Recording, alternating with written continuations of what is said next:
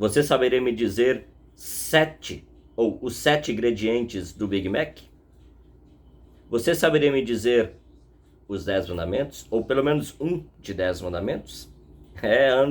Ano 2007, quando foi lançado o filme Os 10 Mandamentos, os americanos fizeram uma pesquisa para poder, claro, para poder vender ainda mais ingressos para que as pessoas acompanhassem e assistissem o filme Os 10 Mandamentos. E foi constatado, está estampado lá nas páginas do dia 12 de outubro do ano de 2007, no Estadão Online, que os americanos conhecem mais o Big Mac do que os 10 mandamentos. Olha só que interessante, 800 pessoas de 1.000, elas sabem dizer pelo menos 7 ingredientes do lanche Big Mac. E 6 de cada 10 pessoas sabem dizer um dos 10 mandamentos. Enquanto que de 1.000 pessoas, 620 pessoas confirmam que sim, tem pickles no Big Mac, apenas 340 pessoas de 1.000 sabem dizer que o terceiro mandamento é o santificarás o dia do descanso.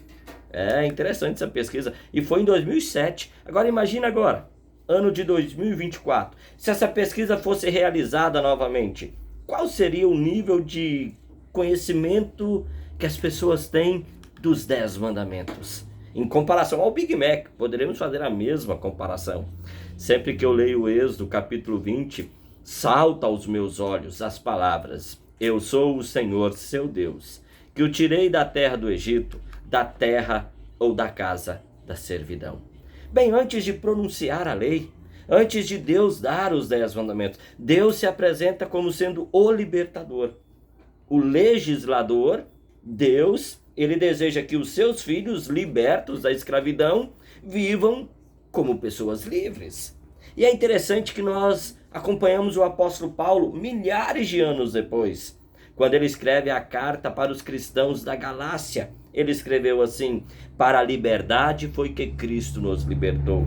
Por isso, diz ele, permaneçam firmes e não se submetam de novo a jugo de escravidão. Você está livre, em Cristo Jesus você está livre. Não se submeta ao jugo da escravidão.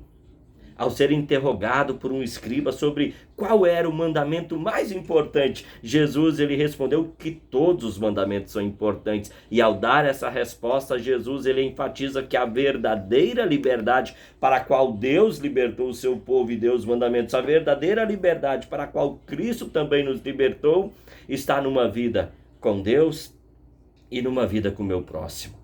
Sendo Deus o libertador, não viva preso à idolatria. É isso que diz o versículo 4 até o 6 de Êxodo 20. Idolatria aprisiona. Quantas são as obrigações da idolatria? Quantas pessoas andam com roupa cor X, cor Y, por causa do seu signo, porque aquilo lhe atrai sorte e assim por diante? A idolatria é uma cadeia sem grades e Deus não quer isso para a sua vida. Afinal, Deus é o seu libertador. Ele te libertou, ele te liberta. A idolatria se revela em muitos rostos e Deus, como escreveu o apóstolo Paulo na carta aos Colossenses, Deus se revela num único rosto, o rosto do seu Filho Jesus Cristo. Deixar de orar para Deus, recorrer a outros deuses, é tomar o santo nome de Deus em vão. Adorar outros deuses em lugar de Deus é tomar o nome de Deus em vão. A idolatria, ela oferece muitas vozes. Uma voz para cada situação. Dependendo da situação na qual a pessoa se encontra, há algum ídolo sendo oferecido. Mas Deus me liberta fazendo com que eu ouça apenas a sua voz. Uma voz que liberta, uma voz que me dá nova vida. De repente chega aí na sua casa um completo estranho. Ele chega e diz assim: olha, minha senhora, meu senhor, tal pessoa da sua família está te esperando em determinado lugar. Você vai para aquele encontro?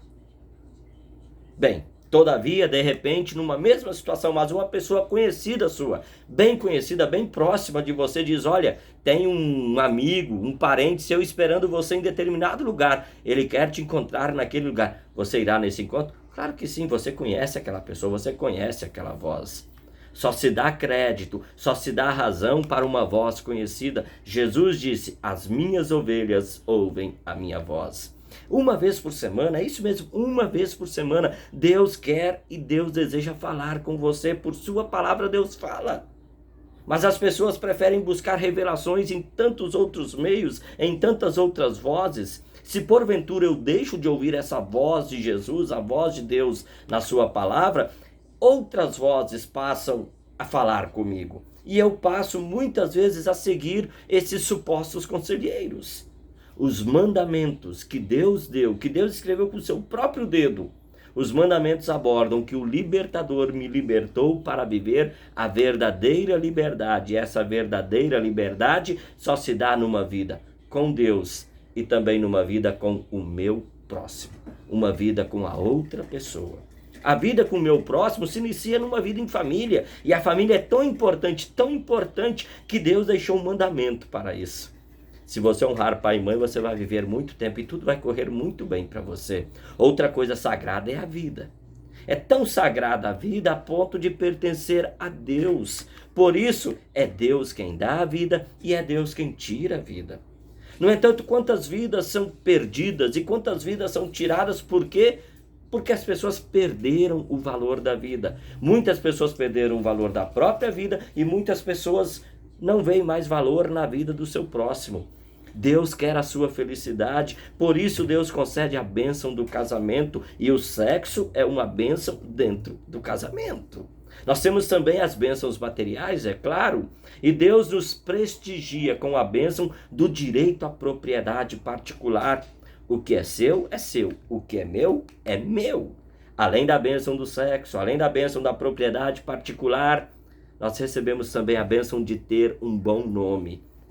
E não nos convém acabar com o nome de alguém por causa de uma fofoca, ou mesmo por causa de um comentário desnecessário. Tem coisas que não convém comentar com outra pessoa. Para que isso?